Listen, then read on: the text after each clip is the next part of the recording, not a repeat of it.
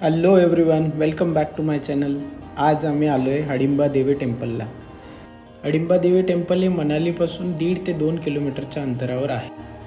प्राचीन मंदिर आणि उंच उंच झाडं बघून मन अगदी प्रसन्न होऊन जातं। चला तर मी तुम्हाला या मंदिराचा इतिहास सांगण्याचा प्रयत्न करतो। प्राचीन कथानुसार हडिंबा देवीने महाभारतात एक विशेष कार्य पूर्ण करण्यासाठी जन्म घेतला होता।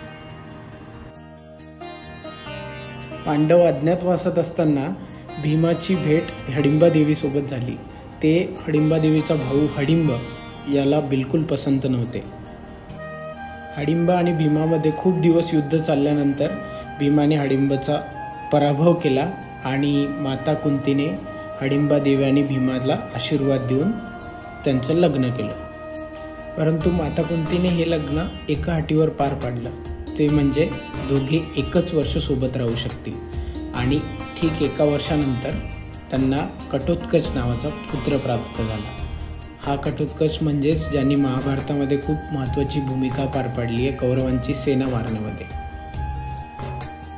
आणि अर्जुनावर झालेला वार तो स्वतःवर घेऊन अर्जुनाचा जीव वाचवतो। हे खूप महत्त्वाचं कार्य घटोत्कच यांनी महाभारतामध्ये पूर्ण केलेलं आहे।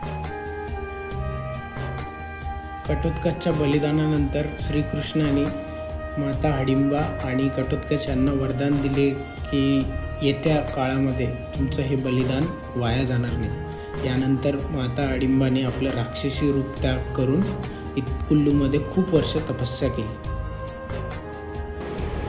आज माता हडिंबाचं पूजन काली आणि दुर्गा माता म्हणून केलं जातं। मे महिन्यामध्ये इथे खूप छान अशी यात्रा असते माता हडिंबाच्या जन्मदिवसानिमित्त। ही माहिती कशी वाटली ते कमेंट्समध्ये नक्की कळवा आणि चॅनलला सबस्क्राईब करायला विसरू नका। थँक्यू।